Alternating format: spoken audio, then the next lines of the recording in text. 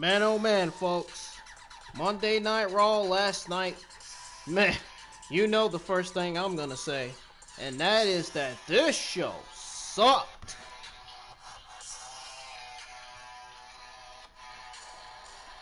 Nothing still was legitimately important on this show. This show sucks like it always does every week. One of the reasons why this show legitimately sucks is because of shit like Miss TV and fucking dirt sheets.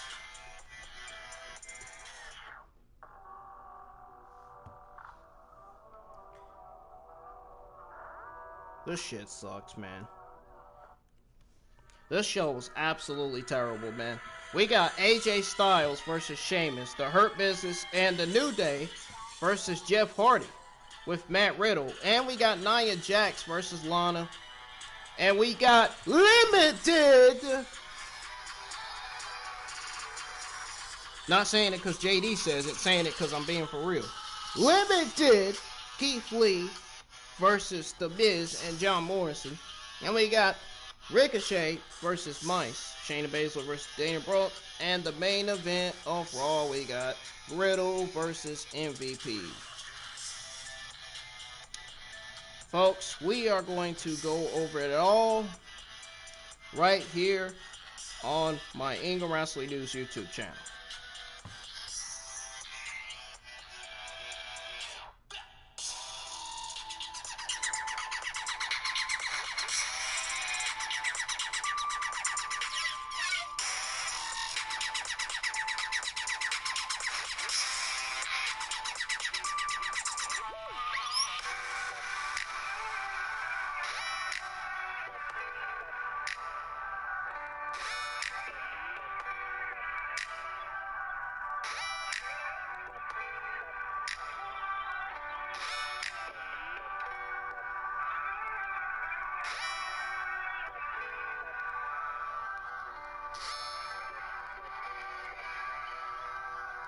Alright, so to those of you that just tuned in from our Monday Night Raw review, first of all, first and foremost, welcome to the channel. I'm Brendan Ingram, live with your December the 15th, 2020 Monday Night Raw review. Obviously, we got a lot to go over, so hit that like, subscribe button, turn on that bell for all notifications. Follow me on Twitch, follow me on Twitter at Ingram Wrestling for the latest WWE and AEW news, because you know I always share news articles on Twitter. So follow me on there for that. Get me up to 1,000 followers on Twitter, folks. And on Twitch, get me up to 100 followers. And on my YouTube channel, I currently have 124 subscribers. Let's get it up to 1,000. So let's get it up to 1,000 by getting it up to 200. Also, if you missed my previous Ingram Wrestling News video on the full lineup for this week's NXT, be sure you go and check that out. Important news there, important information that you need to know. Of course, we got Cross versus on NXT. Over on NXT, the full lineup for this week's NXT, we got Cross versus a mystery opponent, which I think is either going to be Damian Priest or the returning Rich Holland, because you know he's been out with injury, so it could be him. And we got Kyle O'Reilly versus Pete Dunne, the #1 contenders match. And we got Rhea Ripley versus Toni Storm. And then we got Kushida teaming up with Leon Ruff versus Johnny Gargano and Austin Theory. So that's the lineup for this week's NXT. And I'm pretty sure some more things are going to happen on the show too. So be prepared for this week's NXT. Again, if you missed my video on the full lineup for this week's NXT, be sure you go check it out. I didn't. But you can always go to my YouTube channel, and if you go to my YouTube channel, it'll be on there. So as soon as you go to it, it's going to be in the uploads anyway. So you might, I mean, all you got to do is type in my name, Ingram Wrestling News video. All you got to do is type my name, Ingram Wrestling News, and my name will pop up. and the video will pop up in the uploads. So we're gonna go ahead and get started here with this review. I gotta be at work at 6 p.m. today, but you know what? I ain't sweating it. I got plenty of more time. Folks, I gotta tell you something very, very, very important. I have been depressed and bored this week. And you all know every weekend I get bored. I constantly get bored, dude. Because after Smackdown, there's nothing else to do. There's nothing else on TV after Smackdown. Seriously. So, I am depressed and bored today, man. I figured I'd go live because I was waiting for someone to vote on the poll that I tweeted out on Twitter. Someone said yes, so I said, you know what? Since someone voted yes, I'm going to go live with the review, and here I am, here with your Monday Night Raw review. Alright. Makes me feel like I'm new.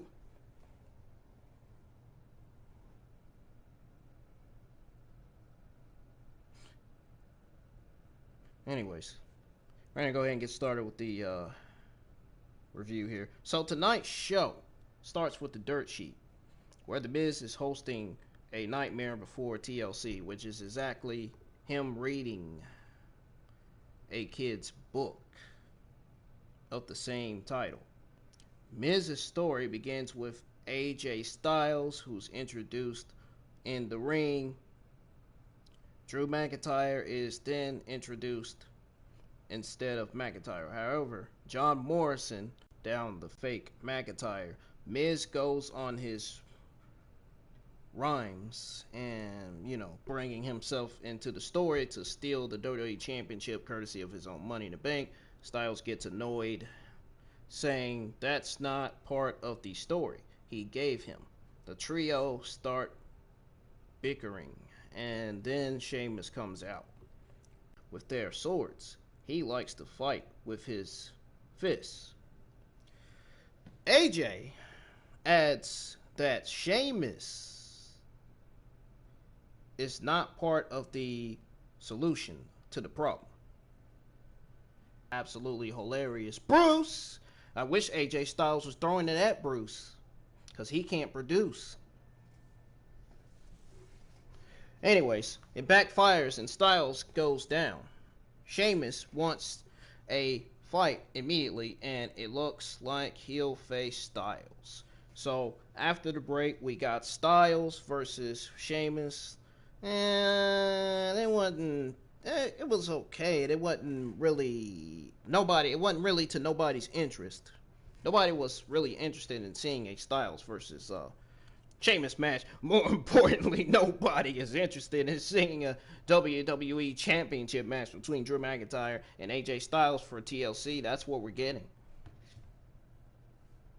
Folks, don't watch TLC. That's all I'm telling you. The show is going to fucking be an absolute disaster. The show's gonna suck. Don't watch it. JD has already ranted on TLC on his reviews, man. He already explained how bad TLC is going to be. Man, I tell you, I don't know how anybody watches this fucking 3-hour waste of nonsensing garbage on this show. I just don't understand it. And then when we future podcasters want to go live with our reviews, we got people on Twitter. We got the fucking IWC version geeks in the fucking community complaining, saying, well, why did you watch the show if you say the show sucks? Why are you going live with your review if you say the show's terrible? Because it's very important for everybody who missed the show, that wanted to watch the show, that couldn't watch the show because they were at work, to know what goes on these shows. I am live with my review for 3 reasons.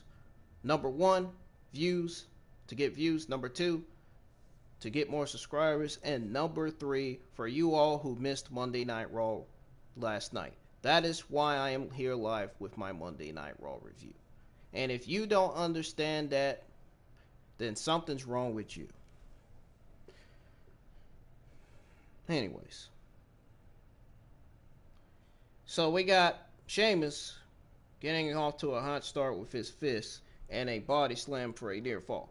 He then proceeds to beat down Styles in the corner, stomping a mud hole into him. Styles secures momentum after catching Sheamus. Coming back into the ring, he lands shoulder blocks, but Sheamus uses his power to regain momentum. Snap mirror and a kick to the back by Sheamus. He then slows the pace with a knee to the face. So, European uppercut by Sheamus, but Styles fights back with low kicks. He goes off the ropes, but gets flipped by the bigger man with a back body drop. So, Sheamus slows the pace again to his favor with a neck crank. The ref gets between two men, which I don't know why the fuck he did that. It's a match. Relax, referee. Better relax before you get catched. You might get patched too. Matter of fact, you might get snatched.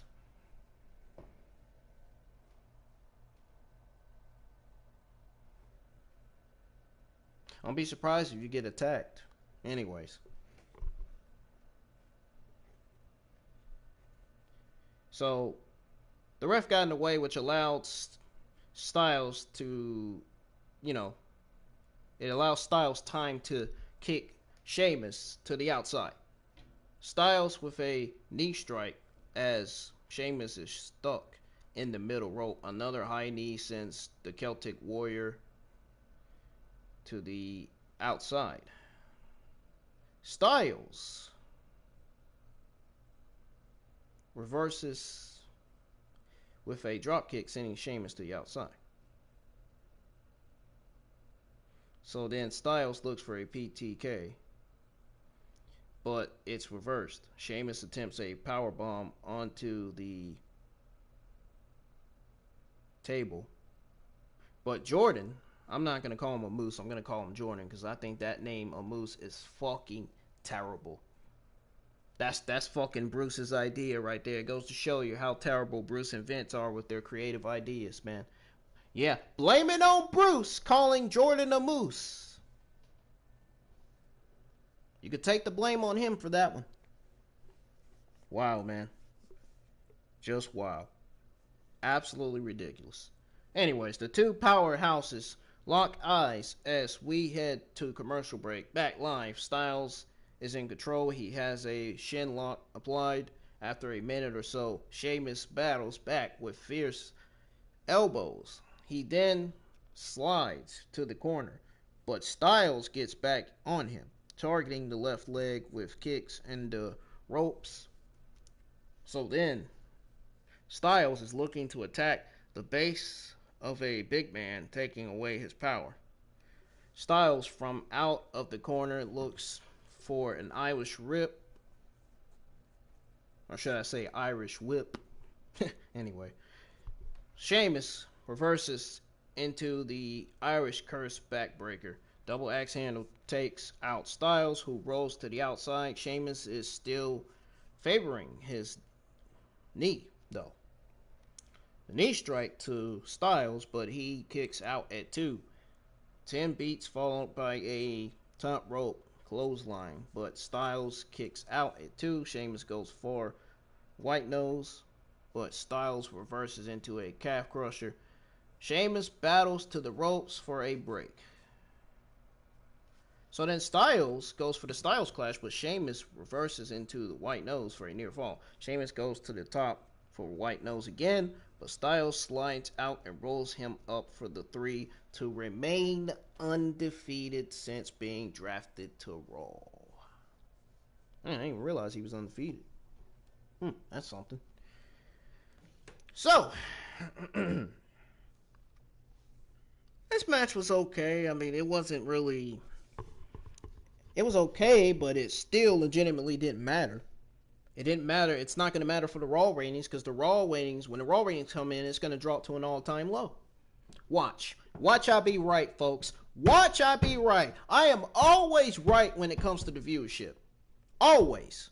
I guarantee you. I can guarantee you when the Raw viewership comes in, it is going to drop to an all-time low. I already know it is. I know. I'm smart. I'm a genius.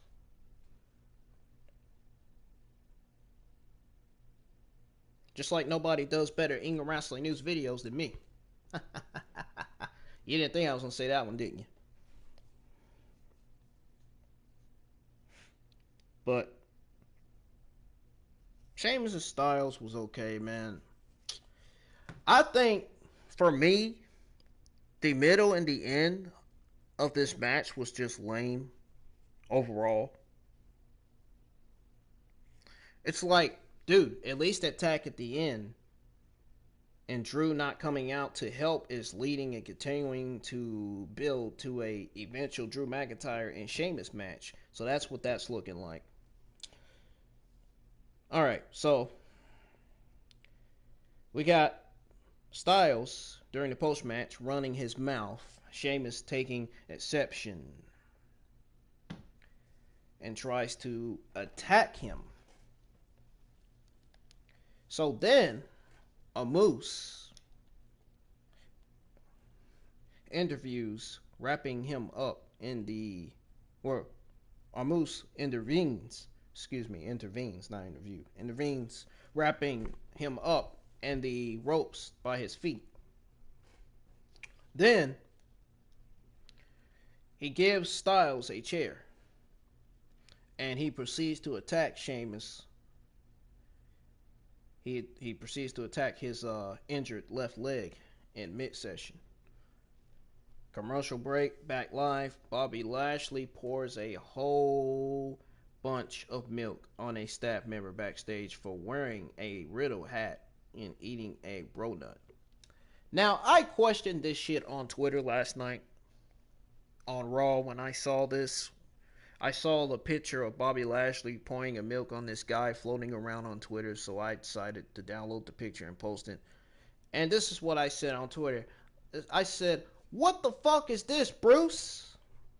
What is that? I mean, whoa. Bobby Lashley pouring milk on a fucking man? What is that? I don't know. I don't know. If that doesn't tell you how fucking terrible their writing is, I don't know what else. Who the fuck writes Bobby Lashley putting milk on... Who the fuck writes a show where Bobby Lashley puts a milk on top of the guy's head? He literally poured that milk on top of his head like it was nothing. Like he just didn't care. Who writes shit like this, man? It looks fucking retarded, man. Get it off our TVs, man. Seriously. That's why I question, what the fuck is this, Bruce? You know, it made me so mad.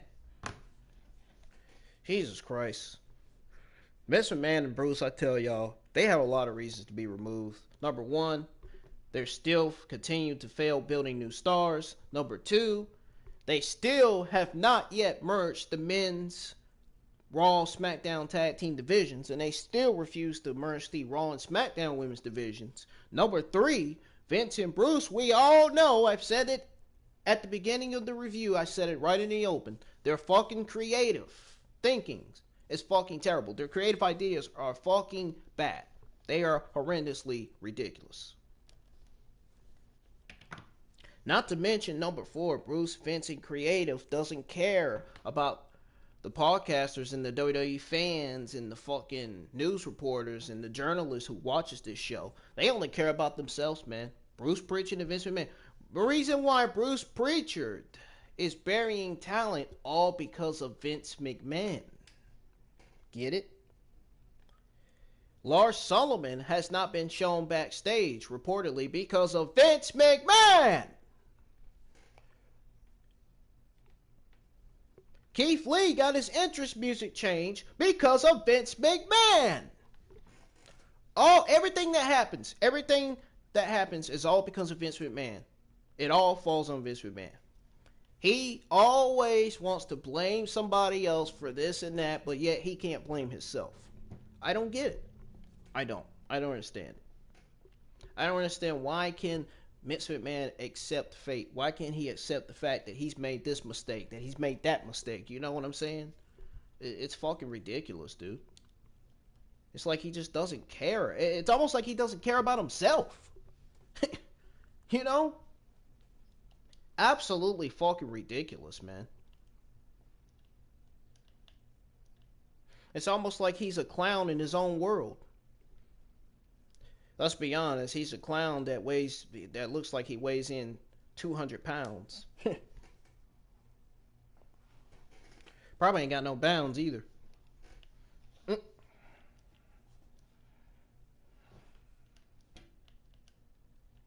I mean, how the... I mean, I still got beef from Vince McMahon, man. I mean, Vince, you're not a chief without teeth. I mean, so bad, you don't even remember your own employee's name, Keith. And now, to you, he's not a wrestler? Get the fuck out of here, man. Keith Lee, do you know how many days Keith Lee reigned as NXT champion and NXT North American champion? I'm gonna let y'all answer that shit on the chat. Dude, Keith Lee can wrestle, folks. He was a former NXT champion, former North American champion for a reason. He's athletic, he's built, he's fast, he's a big man. He's got speed, athleticism, all that shit, man. The guy is a good wrestler. They're just not using him right on TV.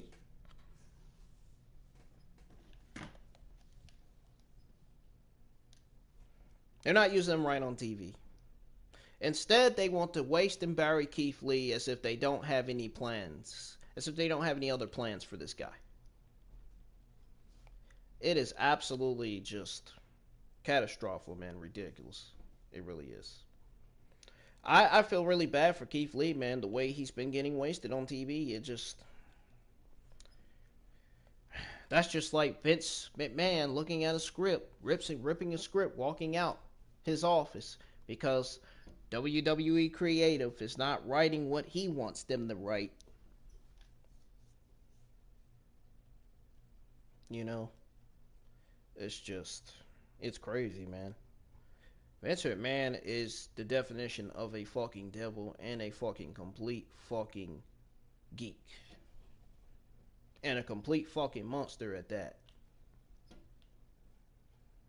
He just doesn't care, dude. He really doesn't. I can't understand how some of these IWC geeks in the community that are supporting this fucking Monday Night Smackdown garbage shows every week. I can't understand how these IWC geeks in the community are still supporting both of these shows. I just don't understand it, dude. What is making them... What is it about these garbage shows that makes you want to support them? I mean, I don't understand. These geeks in the IWC community, man, some of them need to get together and realize these shows have... all this shit, all this creative, terrible booking and shit, all this fucking... Goddamn... What is it? All this creative booking, all this fucking terrible segments, these terrible interviews, terrible matches, dude. This shit, all this shit's been going on for more than 8 years, folks. And shit has not fucking changed since then. It never fucking fails. Bruce and Vince are the ones that always fail, not us. And they are still continuing to fail to give us better shows. Meanwhile, Triple H, he's doing good producing his NXT shows. He's doing good giving us what we want to see. Triple H cares about WWE. Triple H cares about the passion of WWE. He cares about what we want. Just like me, I do these Monday Night Raw, SmackDown, NXT reviews for a reason. I go live with my reviews for a reason, man. Is to give y'all what y'all want and what y'all want to see. Now, that's not the only reason why I go live with my Raw, SmackDown, NXT reviews. It's also because of the simple fact that I care about wrestling. I love WWE. Care about, I care about what I'm passionate about. I care. I literally care about this company, man. I hate to see this company failing the way it is. I do. So I go live with my NXT Raw and Smackdown reviews because I care about this company. I care about WWE. I care about pro wrestling. I care about all the male and female talents on that roster. And I want them all to succeed. Now, the ones that obviously suck, the ones that are fucking terrible in the ring, I don't want them to succeed. I want them to get fired. Superstars like Billie Kay and Natalya and Carmella, they're not examples of the women's division. They are terrible examples of the women's division. Peyton Royce, Lacey Evans, two other examples that are terrible for the women's division, man. You got better examples of the women's division like Shayna Baszler, Bianca Belair, Sasha Banks, and Bayley. Those superstars right there, those female talents right there, those are examples. Those are good examples of the Raw and SmackDown women's division. I just can't. And what's even more embarrassing is that Shayna Baszler lost to Dana Brooke last night. I just could not help but get fucking pissed about that, man. Shayna Baszler should be in line to challenge Asuka for the Raw Women's Championship. I don't understand why she's not. I don't get it. Probably because Bruce, Vince, and Creative, we all know that's the reason why. Yep, and the blame goes to fucking Bruce Pritchard. Man, I got to give a shout out to my number one favorite podcaster in the IWC, JD, for starting that Fire Bruce Pritchard hashtag, man. I retweeted his tweet, and I commented the same thing. Fire Bruce Pritchard. Bruce Pritchard and Vince McMahon needs to absolutely get fired and lose their jobs. They absolutely need to get removed from WWE. Even some of the creative writers on that damn office needs to get removed from WWE. WWE creative, Bruce and Vince all need to get removed. They are not building stars. They're not fucking bettering these Monday Night Raw and SmackDown shows. They're not boosting up the Raw, SmackDown viewership. They're creatively lazy. They're creatively bankrupt. Their creative ideas are bad. Are fucking terrible, man. Vince, and the fact that Vince McMahon and Bruce can't produce and write, it's just fucking embarrassing and sad. Not to mention, I've said this in the review, and I'm saying this again. Vince and Bruce doesn't care about the broadcasters, the talent, journalists, or the news reporters that watch this show. And you gotta think, I can't imagine how fucking terrified this must be for the cameraman, man. Think about it, man. These cameramen that record everything that happens in the ring, man, I feel bad for the camera crews, man. That has to record shit, you gotta respect those guys, because they always record stuff for us, You know what I mean by record, right? They take photo shoots, and they record and all that. But not only do I feel bad for the camera crews, I feel bad for the medical staff too. And that's another problem. We need more medical staff. We cannot afford to see other superstars get injured on TV like that. Every week, it's always one superstar injured, and then the next week later, it's always another superstar getting injured. And then the week after that, another superstar gets injured. Week later, another superstar gets injured. That's what I'm saying. We need more. WWE needs more medical staff, man. Because I feel like WWE at this point are short on medical staff. There's too many superstars getting injured in the ring.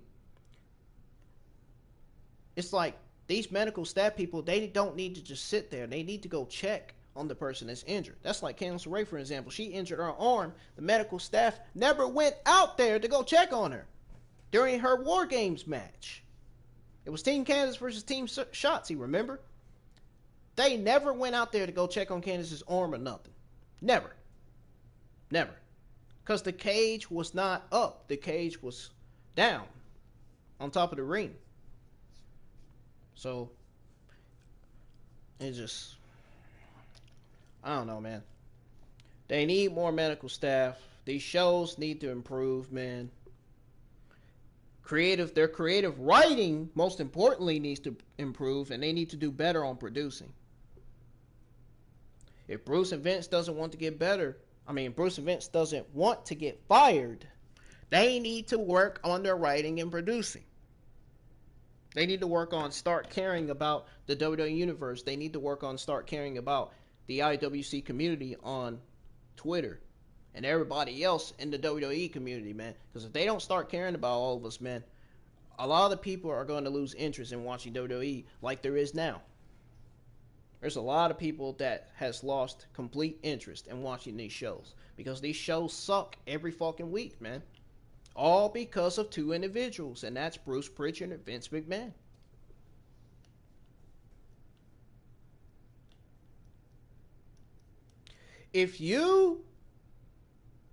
All you guys have to do is give us what we want, which is build new stars, merge the men's tag team divisions, the men's Raw and Smackdown tag team divisions, the women's divisions,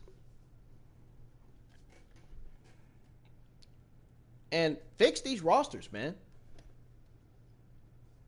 Merge the fucking divisions. That's all you gotta do. Merge the fucking divisions. Boost up the Raw and Smackdown viewership. Make these shows look good.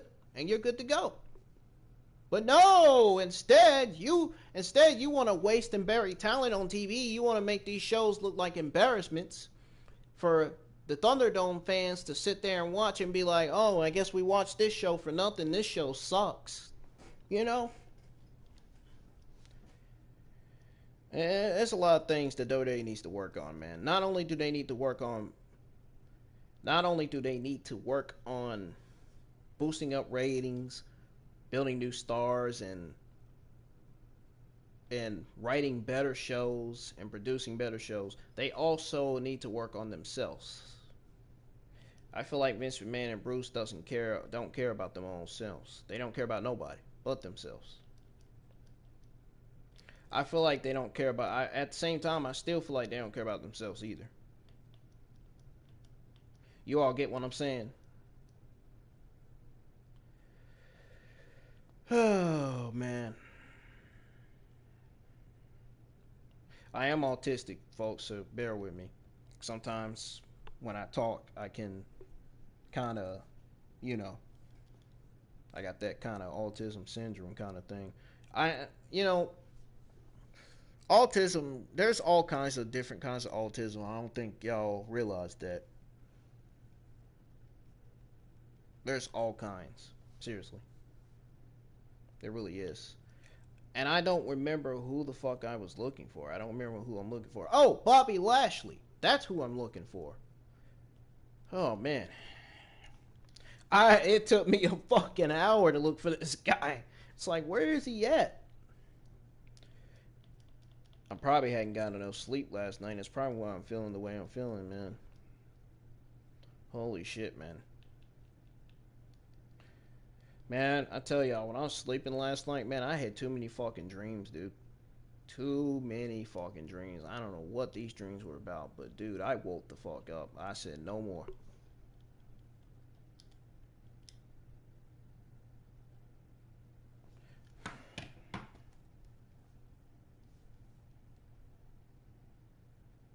But folks, the fact that these shows are terrible is fucking sad.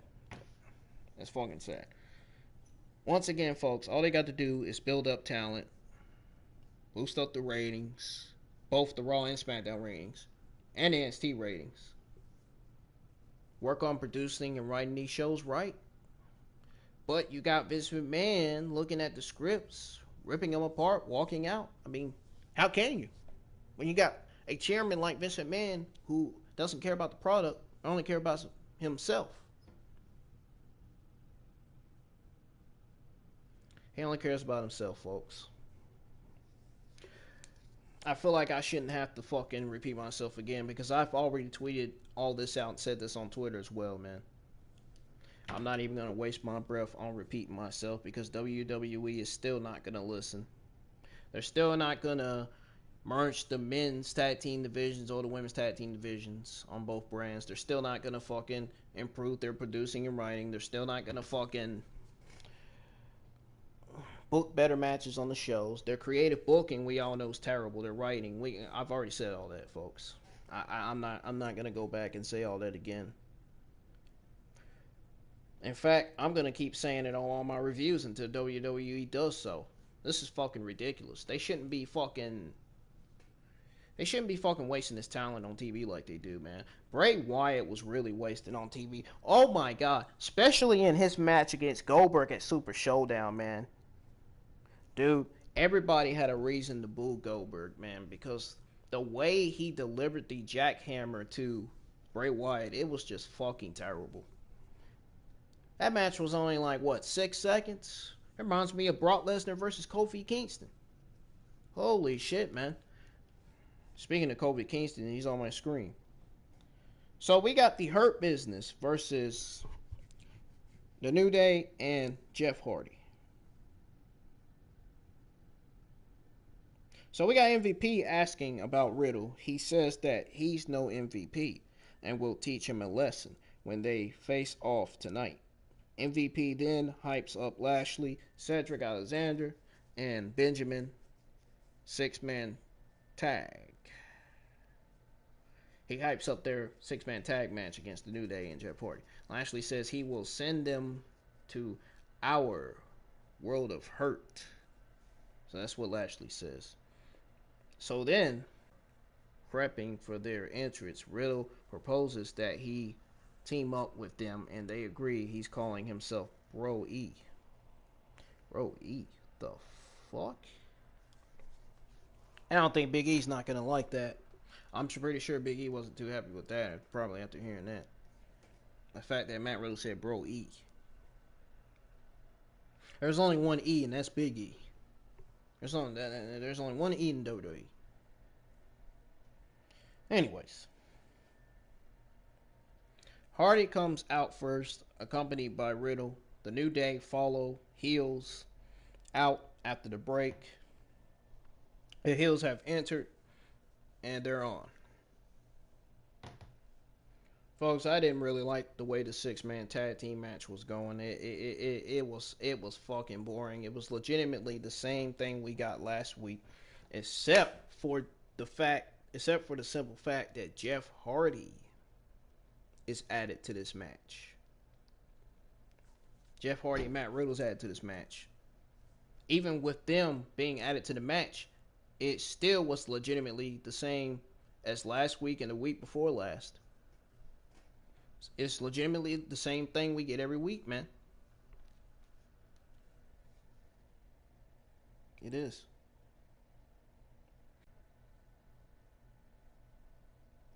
Anyways. So Lashley and Woods start. Lashley uses his power to take control early. Woods fights out and lands a super kick to the body. Then tags in Kofi. Frightening power from Lashley on a military press as he dumps Kofi. Cedric tags in, which ticks off his teammate shortly after Kofi regains momentum and tags in Hardy. Folks, you have to excuse me. Sometimes I stutter when I talk. So Cedric tags in, which ticks off his teammate. I stutter when I talk sometimes, so sorry. I apologize for that. I do that. That's just me. I do that. Hey, you gotta consider. You gotta understand the fact that I am on medications. Not only do I take multiple medications, but I have a anxiety disorder as well. I didn't realize that 3 months ago until now. So I was getting anxiety and I was depressed this morning because I was fucking bored, and I kept constantly saying I'm bored, what the fuck, you know what I mean? And I can understand and relate to JD when it comes to depression, man. I can understand how depressed he gets. I am the same way, man. everybody gets depressed, especially if they got a problem with someone, especially if things are not going their way. Especially if these Monday Night Raw and Smackdown shows are sucking every week, you know? So, anyways, Cedric works Hardy over and tags in Shelton. He lands a few shots, but gets launched over the top by Hardy not too long after he went for a running dive in the corner. So then Hardy then takes a shot at Lashley and Kofi kicks Cedric out of the ring. Woods play his trombone as the faces dance in the ring with Tom Phillips calling Hardy and Matt Riddle the Hardy Boys. You might as well say Matt Hardy teaming. You might as well say Matt and Jeff are the newer versions of the Matt and Jeff Hardy we saw before. Might as well say, no, you might as well call them Hardy Boys. I mean, Riddle's name is Matt too, so you might as well call them the Hardy Boys. I don't understand why Bruce would pair up Matt Riddle with Jeff Hardy in the first place. Oh, that's right, because Raw legitimately has no tag team division. Typical fucking Bruce creative right there, man. Typical WWE creative. It never fails, man.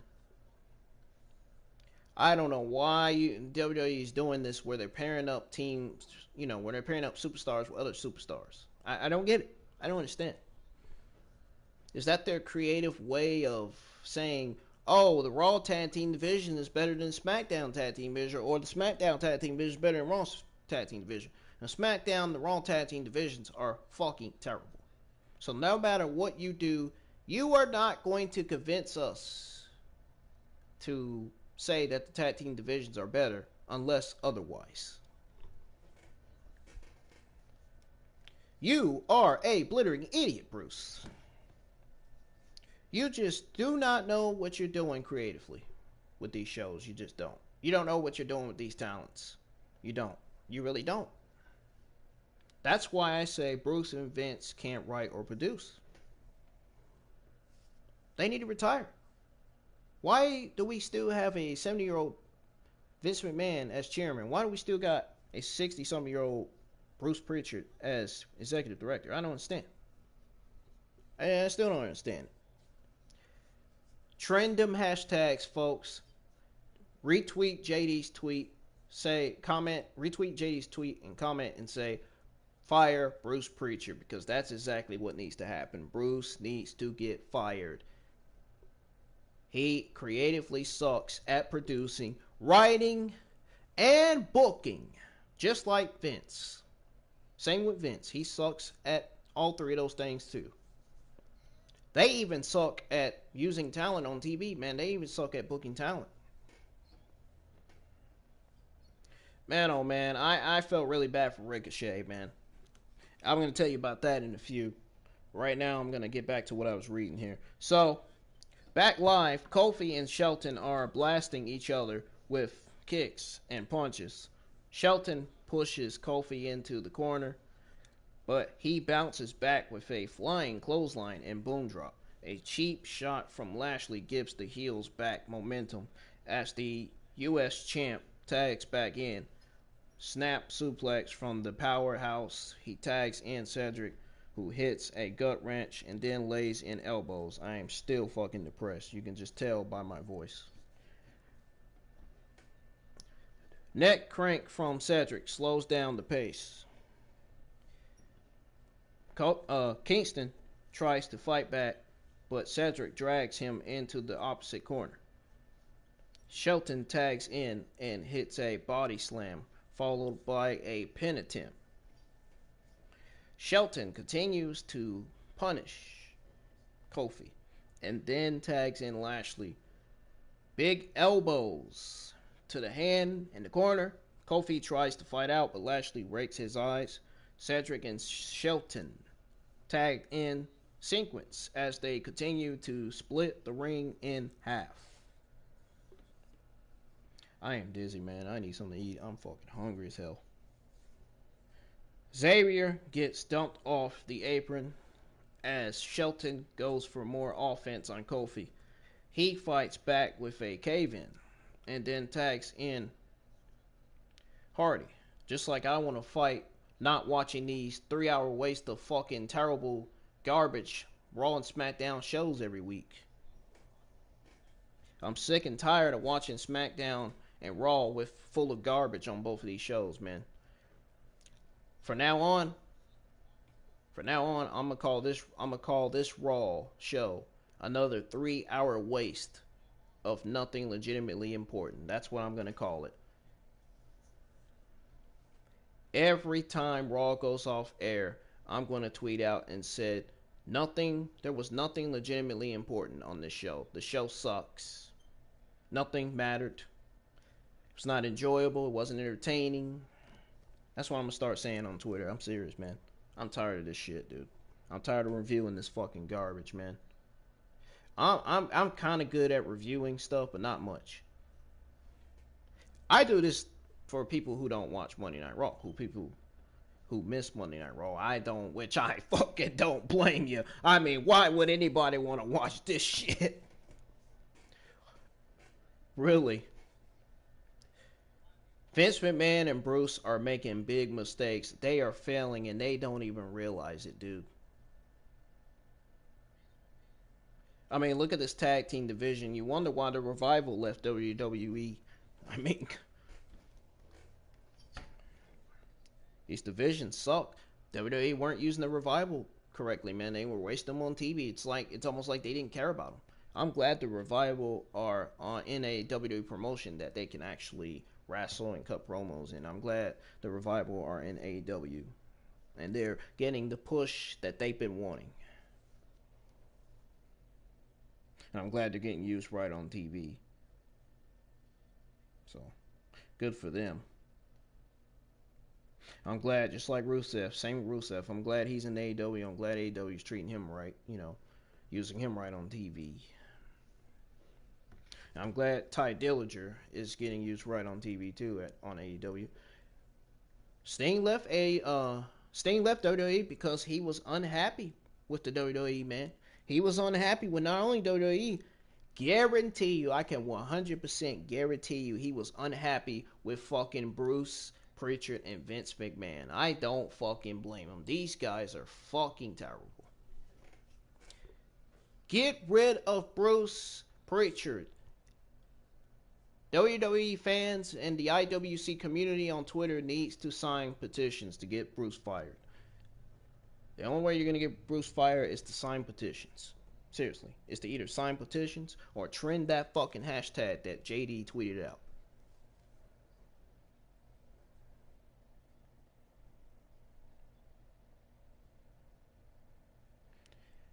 I hate, you know how y'all, when you watch a show, you know how when you watch a show, you fucking feel like reviewing it, but then when you review it, it's almost like you're stuttering when you talk. You can't get shit right because you're depressed and bored. Yeah, that's how I'm feeling, man. I don't even, it's like when I review something, I don't know what I'm saying, I did good last week. I did better with my Monday Night Raw review last week than I did with my NXT and SmackDown reviews from last week. Seems like this week's going to be the opposite.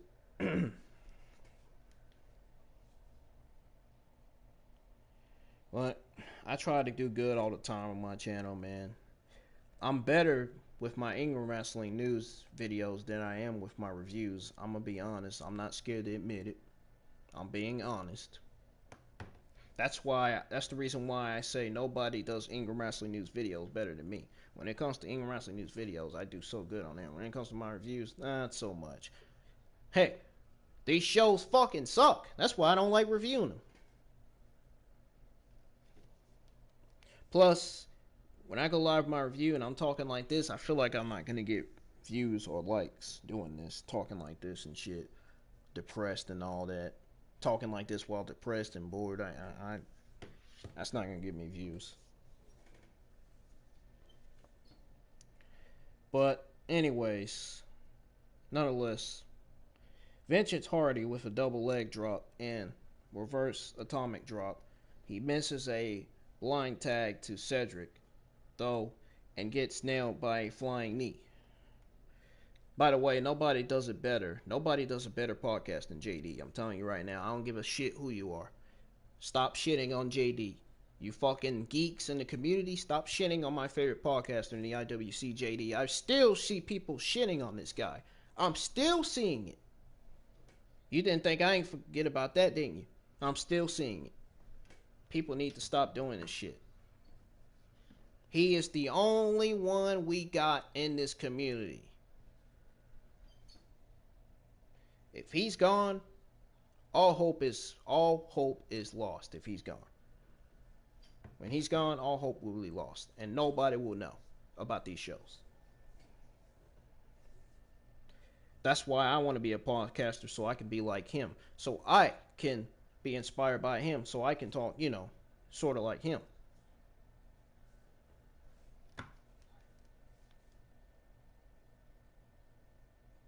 Because he has inspired so many people, man. JD has really inspired so many people. He really has. Including me, of course. But people need to quit, shitting on him and talking about him, man. He's doing good with his reviews. He's doing better than anybody in the community. He really is. He means what he's saying. He's telling the truth. I believe him. I 100% believe this guy. I do.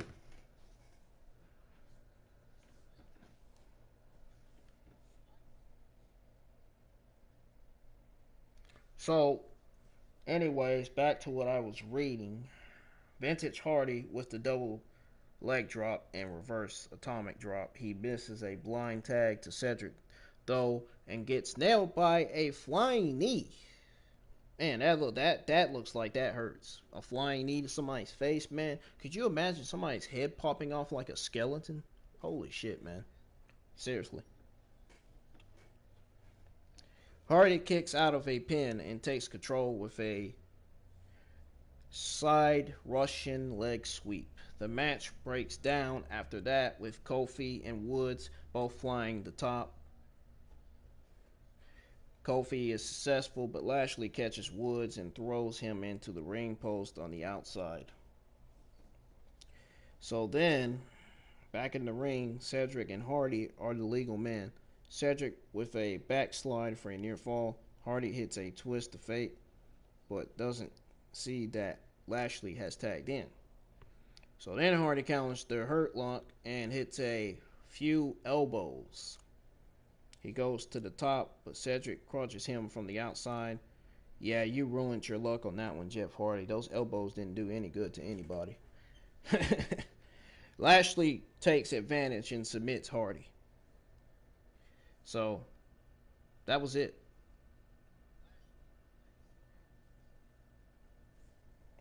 That was all, folks. This match I think this match was like 5 or maybe 6 minutes, to say the least. I don't know. This match didn't last very long, though. Folks, I didn't enjoy this match. Nothing mattered in this match. It was not entertaining. It wasn't even enjoyable to watch. It was fucking boring to watch. It was. Nothing legitimately mattered in this match, just like nothing legitimately mattered in Sheamus versus AJ Styles.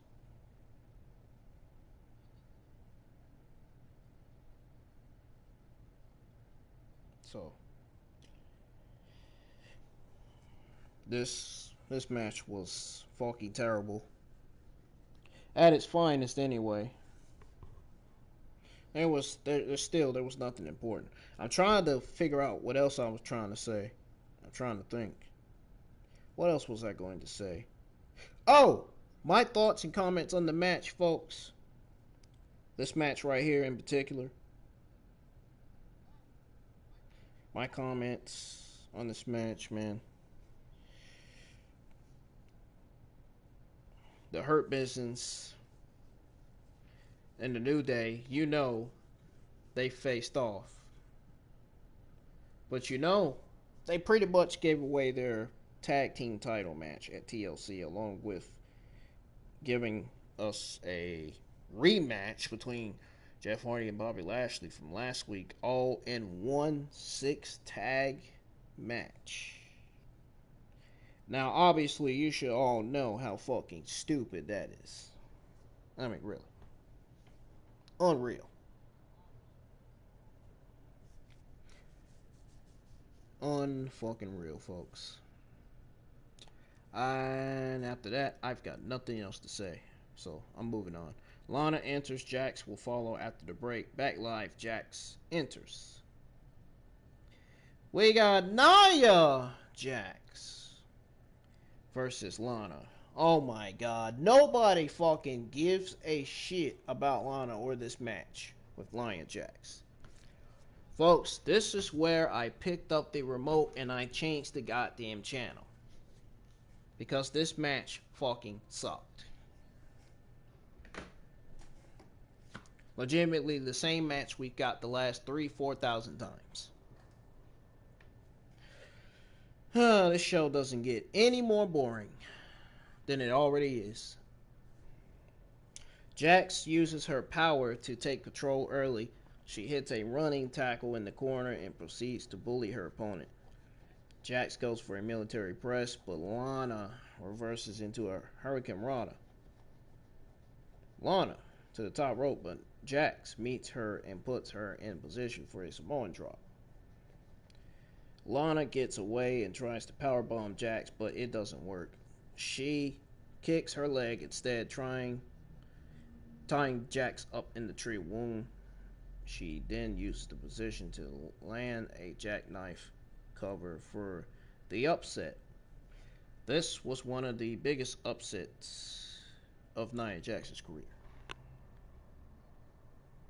The reason why they got Lana winning is because they know that they're mad that Rusev is in AEW. Plus, she's fucking terrible in the ring. Fucking terrible, period.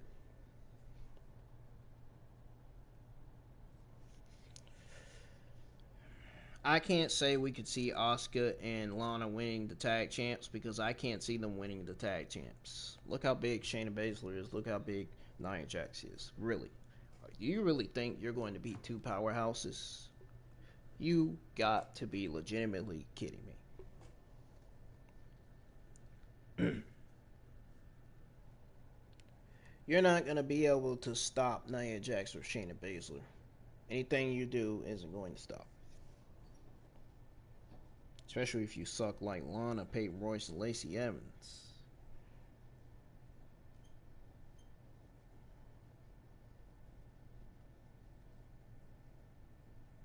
Anyways. I honestly couldn't care less about this, folks.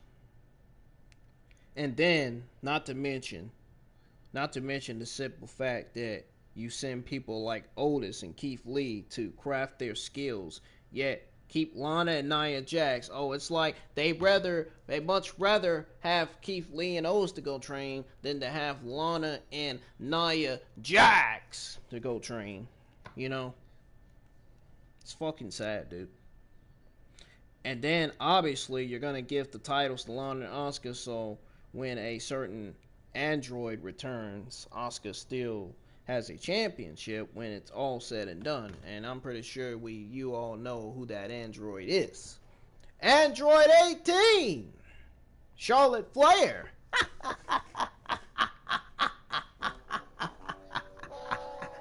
Oh, man.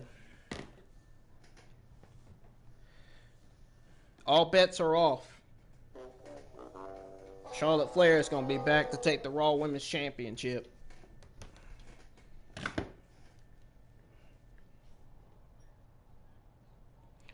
Just like I would much rather get Roman Reigns versus Daniel Bryan for WrestleMania 37 than Roman Reigns versus Goldberg. Roman Reigns versus Daniel Bryan for WrestleMania 37 is a better choice for Mania 37. It's a better choice in my opinion. I think it would be the smartest choice. It would be one of the greatest WWE creative decisions ever to book Roman Reigns versus Daniel Bryan for WrestleMania 37. Roman Reigns versus Daniel Bryan, book it, WWE. Scrap that Roman Reigns versus Goldberg match. Forget about it. Book Roman Reigns versus Daniel Bryan. That would be your best bet for WrestleMania 37. Seriously.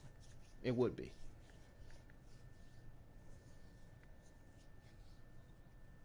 I saw someone on Twitter trying to steal JD's ideas. Oh my god, that guy must be a fucking copycat or something, man. I don't know who the fuck that was that tried to steal his ideas. I saw it. I saw the tweet. But anyways, Lana vs. Nia Jax was completely boring. It made people want to pick up the remote, change the channel. Nobody enjoyed this match. Neither did I.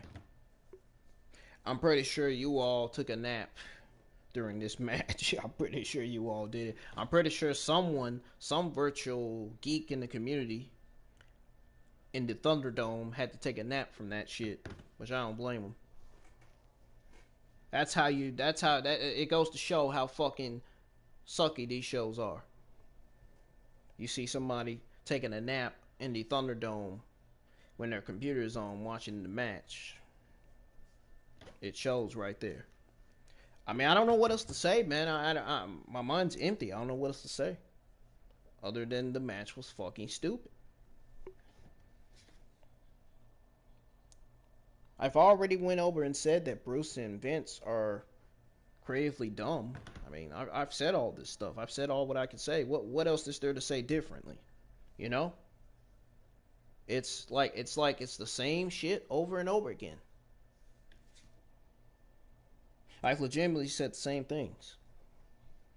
There's nothing else to fucking add to that. There's nothing else to say.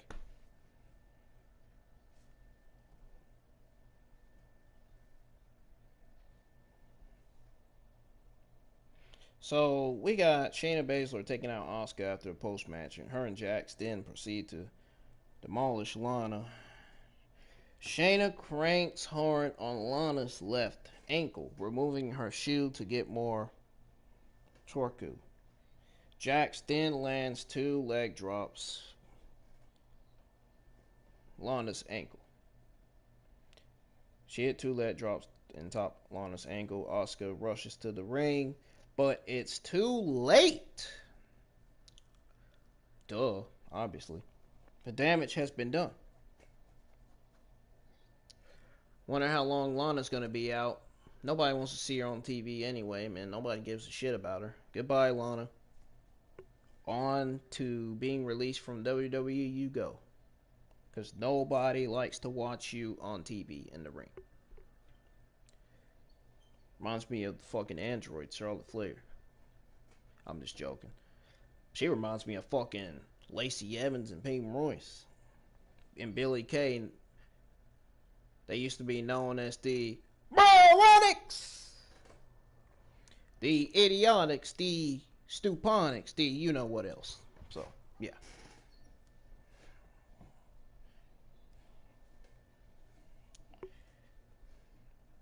So back live, we got, oh god, I can't stand seeing this guy on my TV. We got Elias. Get him off my TV, Bruce. Elias' segment absolutely was fucking trash. It was absolutely fucking mesmerizing. It was fucking just disgusting. It was just boring. It made me not want to watch this show ever again after seeing Elias and Jason Ryder in the ring. Fucking Elias performing that fucking terrible fucking song.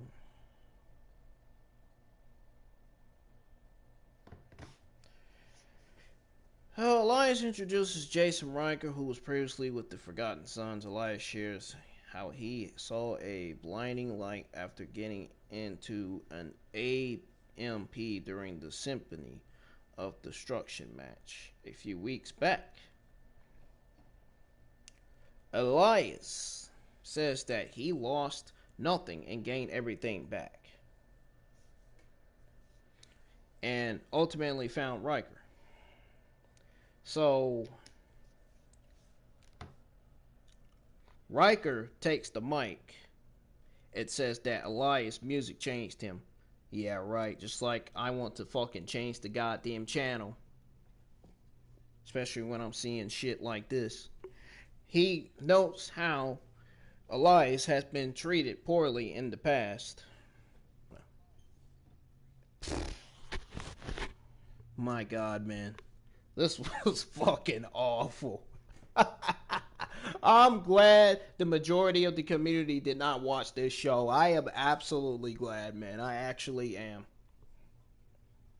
And then we got R-Truth with the 24/7 championship. As if the 24/7 championship is important on the show anyway. My question is it? And my answer is no. Burn the fucking women's tag team titles and 24/7 championships. They're not doing any good for the viewership. Nobody legitimately cares about them. They are ruining the fucking aspect of this show. Seriously. R-Truth interrupts and apologizes for interrupting Elias last week on the main event, saying that he's not an interrupter. Elias notes how he's currently interrupting him and asks what he has to say. R-Truth says he doesn't want to interrupt. All the 24/7 title contenders come out and Riker disposes all of them. That Elias then gets back on the guitar. This shit sucks. There was nothing important in this Elias segment. This Elias segment was so fucking trash. So trash that it makes me feel like I want to crash. I'm serious. I feel like for that matter, I feel like Steve Nash. I don't never want to watch the Beach Bash again. That's for sure. Man, I'd rather have cash than watch this 3-hour waste of fucking nauseating garbage.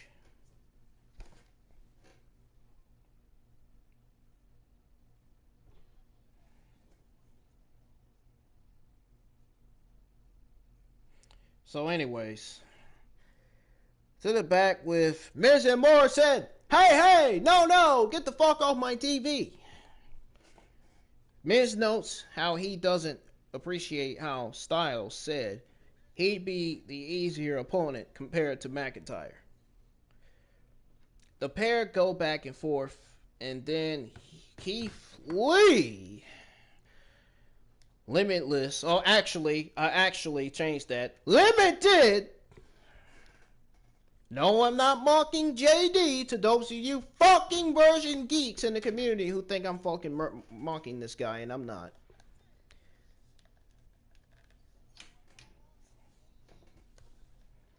I'm saying it because it's the fucking truth. He is limited. I mean, look how many times he's been buried and wasted on Monday Night Raw on the main roster every Monday nights. I mean, he had no choice but to say limited.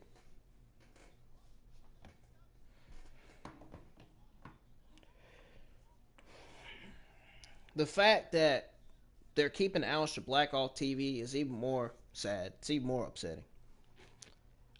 You gotta wonder how Aleister Black is feeling, man. You really do. Especially after they released his wife from WWE, Selena Vega.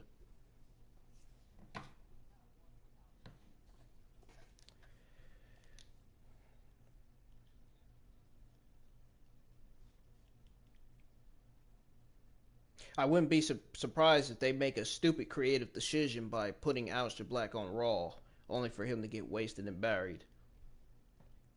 I would not be surprised if they did that shit. That would be one of the worst creative decisions ever. Booking him creatively, drafting him to Raw, as if they think it's the shakeup. Clearly, it's not the shakeup. If it was a shakeup, it probably would have been some makeup. Yeah, I'm just joking.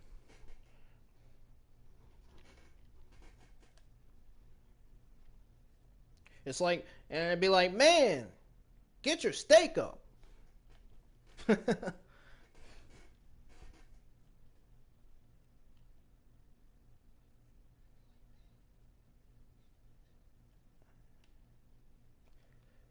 Anyways, we got Keith Lee versus Miz and Morrison, and you could just tell by my voice I'm getting bored reviewing this fucking garbage, man. This shit sucks. It's so bad, man. I can't even talk. This show's so bad I can't even talk. I can't even talk. I don't even want to be here, but I'm here for you all. You know, I'm here for you all to do. For those of you who didn't watch Monday Night Raw, who would rather much watch my review than watch Raw. I know now. That's a new thing I didn't even bring up. That's something I should have brought up earlier. Now I know you would much rather watch my review than to watch Monday Night Raw. I mean, there is nothing legitimately on that show. I mean, really. And as far as podcasts, the only podcast you should be watching is my number one favorite podcaster in the IWC, JD, because no one does it better than him. Nobody. Anyways.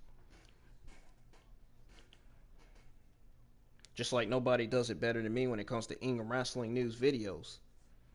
But when it comes to podcasts, he does it better. Seriously, he really does. JD is the best. He's a beast. Well, he ain't the beast about feast, but he's a beast. Speaking of beast about feast, Killian Dane used to be called that. I wonder what his new gimmick name is. What is it? Kane? That's a Little Wayne? I don't know. I'm just coming up with an excuse to guess.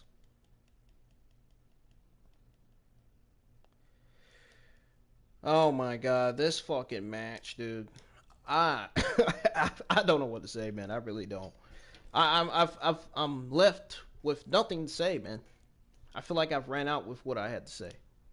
I might as well say I don't have a brain.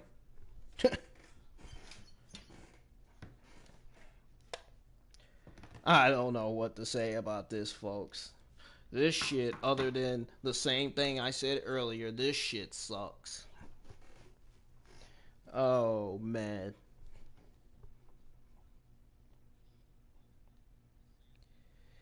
Folks, this match didn't last long, and you are going to be shocked as to you're going to be shocked to find out who lost this match. You're going to be in a fucking shock of your lifetime. I'm not surprised, given how terrible Vince, Bruce, and Creative are with their producing and writing and their booking, and terrible at building new stars. They still refuse to do it anyway. I don't know, man. They make these shows not look important to anybody anymore. They make these shows look boring for us to watch, man. It just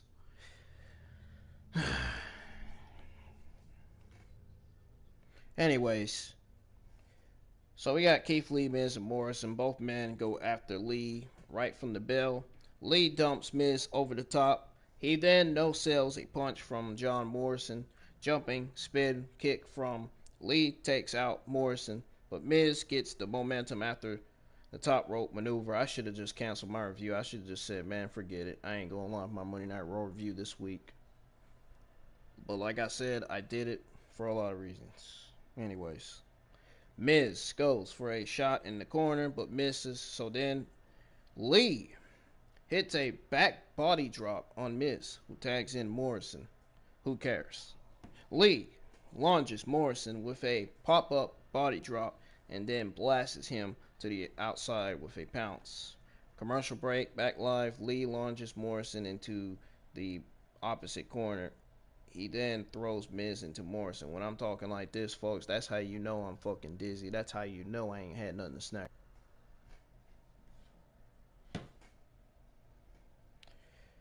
Anyways,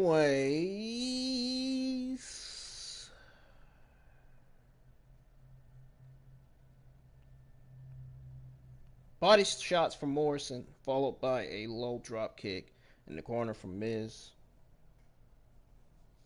Miz looks more like the Wiz.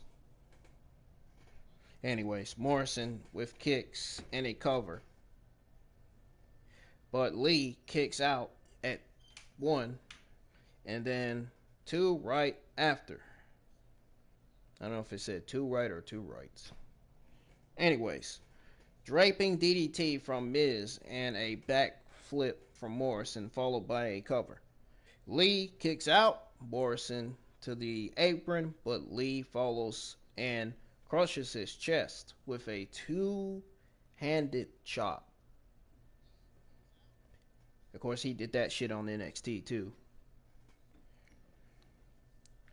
The Miz takes the legs out from under Lee, and I'm sorry, my screen went black. I'm sorry. It's the fucking internet. The fucking internet sucks here. Which results in Morrison getting in cover. But Lee kicks out at 2. Miz and Morrison double team Lee with a half Boston Crab and a headlock combo.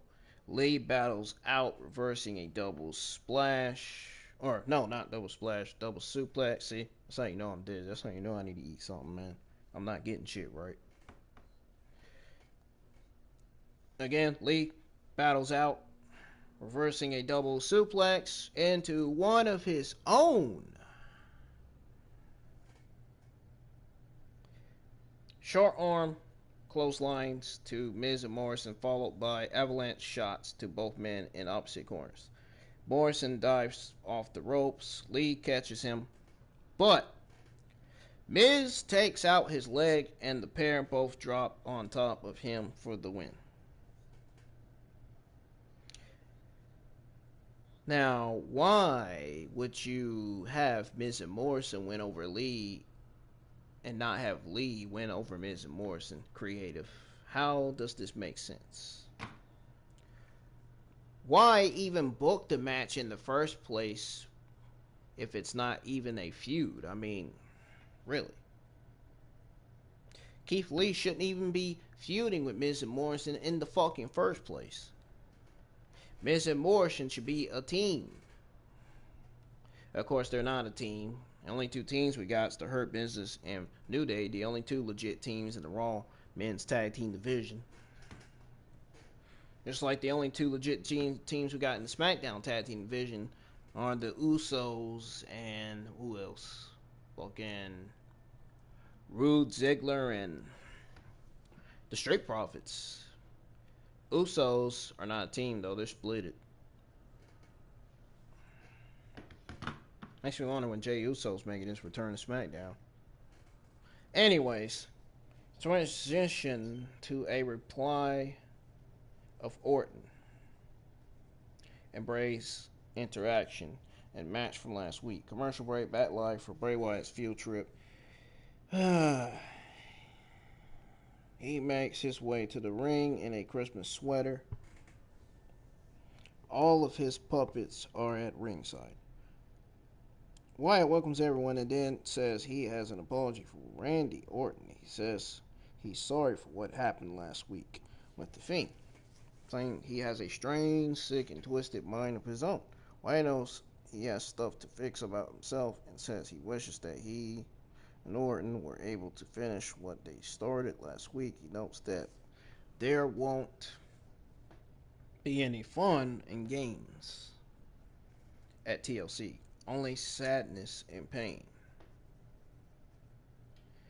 Since TLC will be no laughing matter, Wyatt says that it will be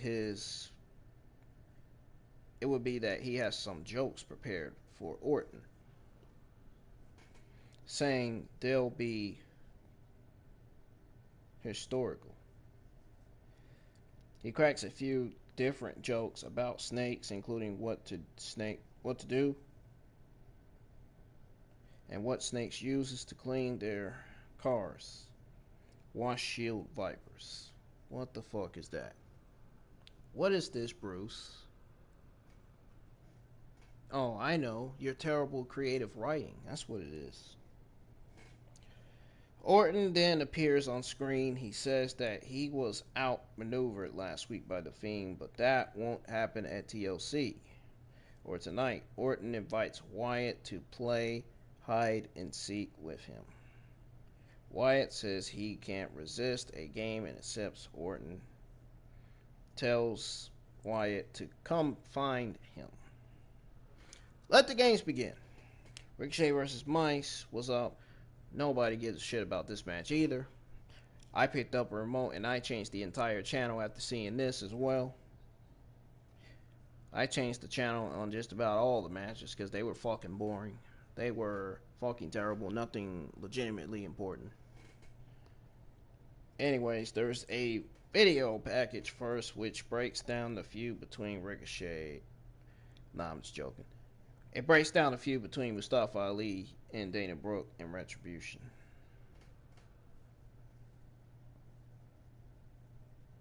But Ricochet is feuding with him though too.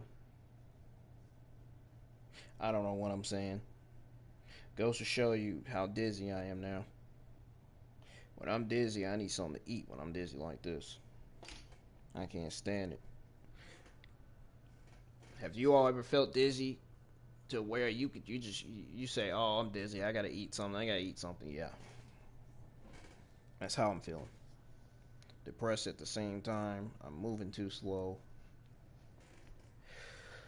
Oh man. So Mice comes out first, accompanied by the rest of the Retribution.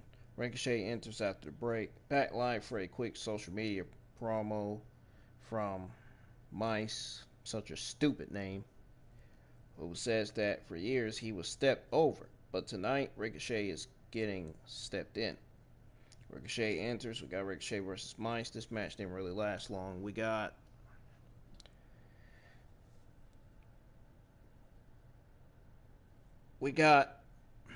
Ricochet evading Mice, but his kick is caught and he's launched into the corner. And then misses the right after.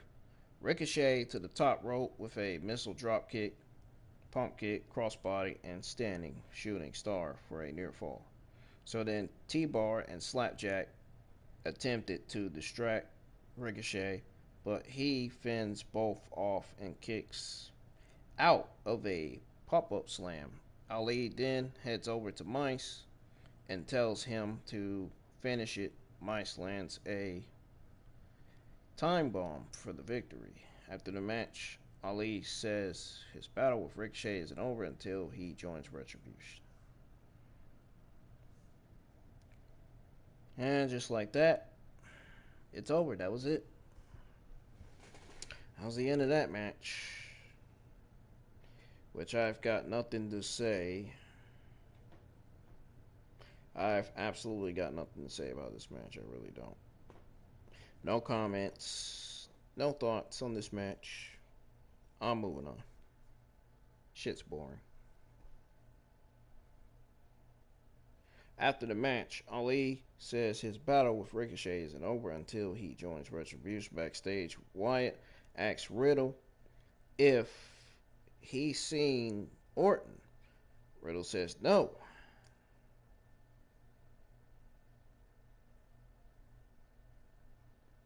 But then proposes the idea of bro nuts for the funhouse. Wyatt says it's a good idea, but he's really busy and needs to leave. Bubbling Rabbit then appears. Riddle says he looks like Baby Yoda and will be calling him Baby Rhoda. So I'm guessing after Bray Wyatt's TLC match with Randy Orton, his next feud is going to be with Matt Riddle. I guess that's what it looks like it's leading to.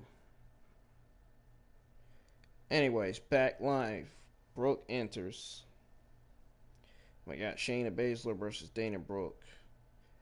The Matt Riddle and the Fiend feud would be good if they actually do it right. So Brooke tries to tee off on Baszler, but gets reversed into a boss man slam right into Baszler's knee. I am really fucking dizzy, dude. Fuck. I can't even read, man. Shayna tries to smash the elbow of Brooke with joint manipulation, but Brooke evades. Shayna goes for a Karafuda clutch, but Brooke once again breaks out, landing a enziguri before she can capitalize too much. Jax gets involved, causing a DQ. My fucking mouth's dry.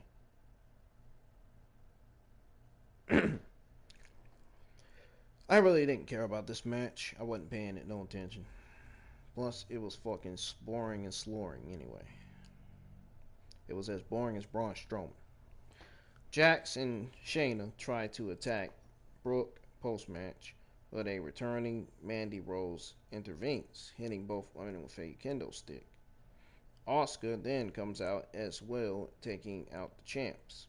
Brooke, Asuka, and Rose celebrate in the ring. It's also announced that Lana is injured and won't be able to compete at TLC. Good, nobody wants to see her on TV anyway. Nobody gives a shit about Lana. Backstage, R-Truth is talking about his cousin, who got 5'10" for excessive littering. He then asks Huskus the pig for advice because he's been in the pen. I'm just rolling my eyes like, Bruce, Vince, what the fuck is this? Worst fucking writing I've ever read. Worst. He then asks, back live, Wyatt is looking for Orton. He sees his old rocking chair in the middle of a vacant black room. It goes to inspect the situation. He then sits down in the chair behind him. Orton lurks, waiting for the perfect moment to strike. He takes down Wyatt, throwing him all over the backstage arena. Orton then locks Wyatt in a large crate and reaches for a bottle of gasoline. He pours it all over the top of the crate and pulls out a lighter, setting fire to the crate. Orton looks on as the fire continues to burn. All of a sudden, the Fiend breaks open the crate, securing the mandible claw on Orton, knocking him out. Commercial break. Back live for Riddle versus MVP. So, Riddle versus MVP was our main event, folks. I'm sorry. I gotta do this. Bro, why would you book something like this for the main event if it's not going to generate interest?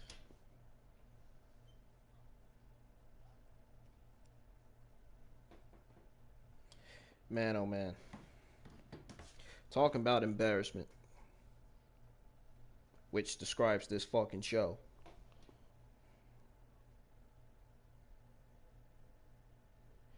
Riddle goes for knee strike, but it's blocked. MVP with heavy shots to the gut of Riddle, followed by some fierce forearm shivers.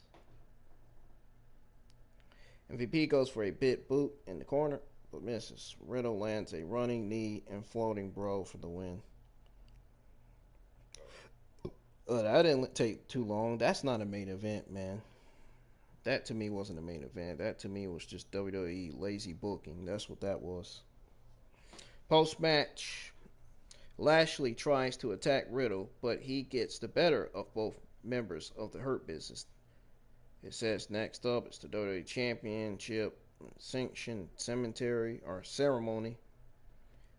Who fucking cares? Whatever the fuck it is, I really don't give a shit at this point.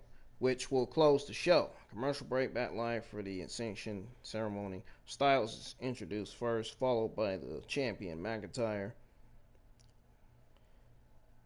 Styles gets on the mic asking how it's possible that it took McIntyre 19 years to get his first WWE title.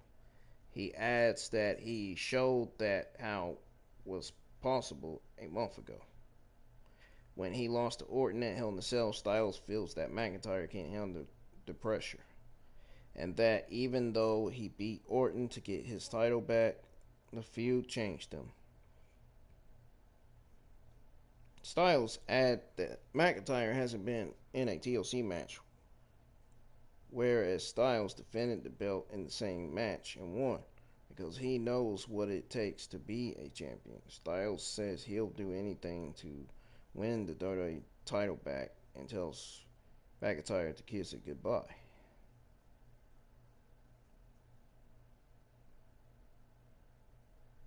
So then McIntyre says that Styles' comments were compelling, but his time to chime in McIntyre says that his goal to remain champion, it's one thing to get to the top. It's a whole other thing to stay on top. McIntyre then tells Styles that he's the champion who led WWE through. I was thinking he was going to say it's a one thing to get to the top, but it's a whole nother thing to get popped. That's what I thought he was going to say. I think that would have been a better one. McIntyre then tells Styles that he's the champion who led WWE through uncharted waters in 2020 and that he thrives under pressure. I'm the champion that's going to tear you apart this Sunday. McIntyre closes by saying that he'll do whatever it takes to remain champ. As his belt is raised, Styles gets back in the mic as dramatic music plays. He tells McIntyre it's just him. It's not just him he has to worry about at TLC. Miz and Morrison then appear, knocking a ladder onto McIntyre and beating him down along with Styles. McIntyre hits a Claymore on Miz and then a Claymore onto a ladder on Morrison. He then hits Styles with a right hand and stands tall in the ring. Moose chucks the steel steps in the ring, distracting McIntyre. Styles then hits a phenomenal forearm on the champ. Right after, Moose chucks a ladder in the ring, and Styles beats down McIntyre. Moose then hands a chair to Drew, and Styles blasts him with that also. Moose then completes the trifecta by passing Styles a table. Styles climbs up a tall ladder and hits McIntyre with an elbow drop. He then pulls down the WWE Championship and mocks Drew. Man, this was the most fucking boringest writing I've ever read. This what I read right here, goes to show you how terrible WWE is with their writing, man. They have got to get rid of Bruce and Vince. This show sucks. This show absolutely sucks. Nothing felt entertaining. There was nothing fun about this show. Nothing enjoyable. It was not enjoyable to watch. It really wasn't. It was overall fucking absolutely boring. Folks, I'm getting the fuck out of here because I'm getting tired. I'm about feel like I'm about to fall asleep.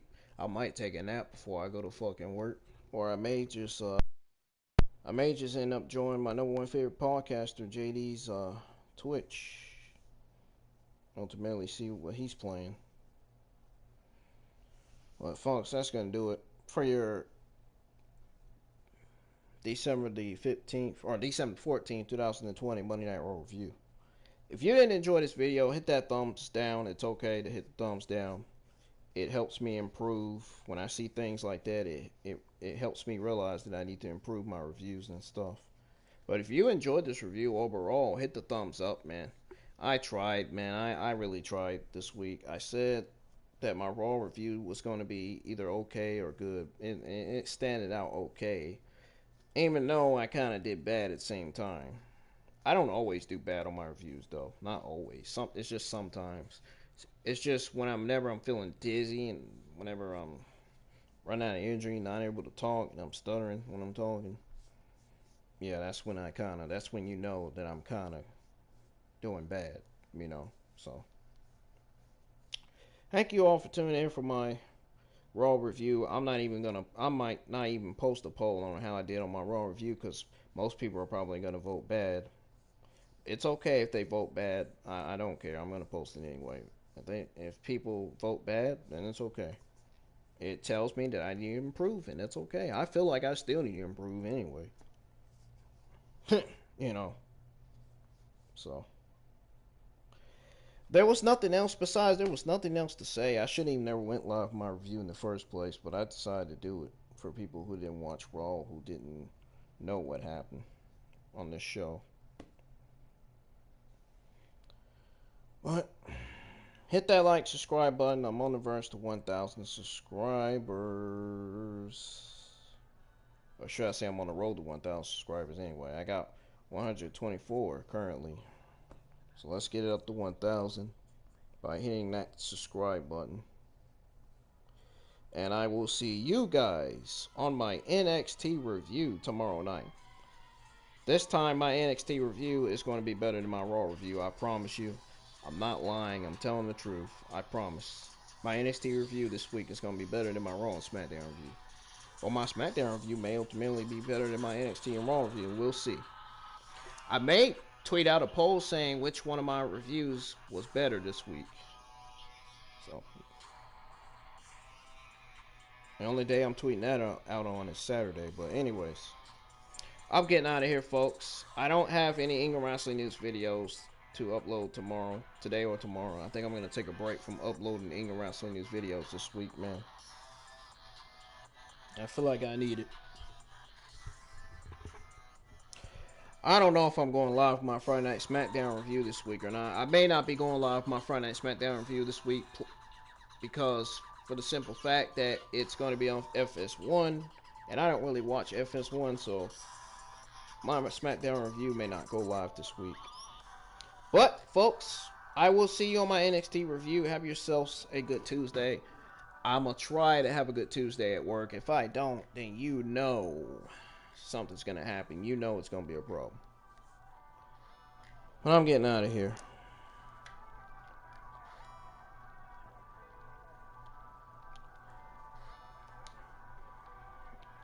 Folks, join my chat. Be live for my NXT. Be here with my NXT review.